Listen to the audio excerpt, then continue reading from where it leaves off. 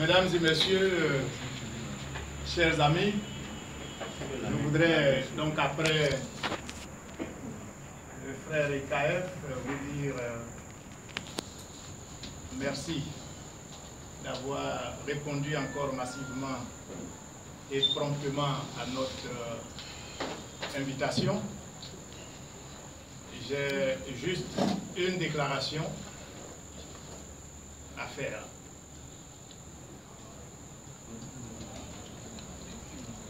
Chers compatriotes, la commission électorale indépendante vient de rendre public les résultats provisoires de l'élection du président de la République du 25 octobre 2015. Comme il fallait s'y attendre, le score est sans appel en faveur du président sortant. J'ai fait acte de candidature à cette élection pour le changement en vue de la réconciliation des filles et des fils de notre beau pays. Avec ce projet, et malgré les conditions outrancièrement déséquilibrées pour une élection juste, régulière, ouverte et transparente, j'ai fait campagne auprès de mes compatriotes pour les exhorter à se mobiliser pour aller changer les choses dans les urnes. Partout, j'ai trouvé des compatriotes encore traumatisés par la tragédie des dernières élections et plus préoccupés par leurs conditions de vie difficiles que par ces élections. Le fort taux d'abstention enregistré montre que notre plaidoirie n'a pu, hélas, produire dans le temps trop court l'impact d'un engouement à la hauteur de nos attentes.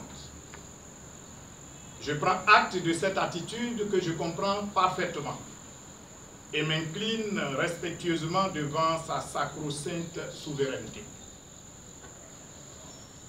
Je veux exprimer toute ma gratitude à tous les électeurs qui ont porté leur choix sur ma modeste personne, ainsi qu'à tous les nombreux sympathisants d'ici et d'ailleurs qui m'ont accompagné de leurs prières et de leur soutien.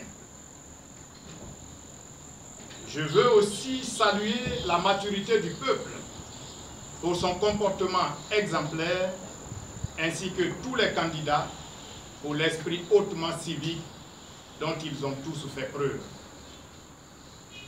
La réalité est donc que nous avons assisté à une compétition à sens unique, dans une configuration où l'électorat favorable au changement a massivement opté pour l'abstention, quand en face, les partisans du maintien se mobilisaient dans les urnes. Dès lors, la victoire du président sortant était devenue inéluctable et l'on n'avait point besoin de l'entacher d'irrégularités inutiles, notamment cette vaste opération de corruption et d'achat de conscience à ciel ouvert qui n'honore ni notre jeune démocratie, ni notre beau pays. Et même si les résultats à nous attribués ne reflètent nullement la réalité du terrain que nous avons pratiqué, la victoire du président Alassane Ouattara reste indéniable. Je lui adresse mes sincères félicitations et l'accompagne de mes prières pour un mandat paisible au service de la réconciliation et du bien-être de nos concitoyens. Le manque d'intérêt d'une grande partie de nos compatriotes à cette élection indique toutefois avec éloquence l'ampleur de l'œuvre à accomplir pour le rassemblement de toutes les filles et de tous les fils de la Côte d'Ivoire autour de la nation ivoirienne pour son développement et son épanouissement. Je voudrais humblement exhorter ici et encourager le président à continuer de s'y pencher avec la plus grande attention.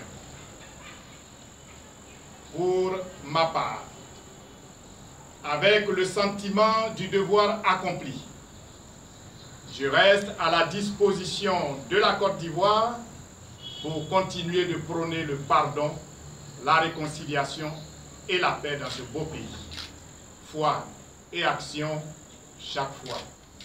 Je vous remercie.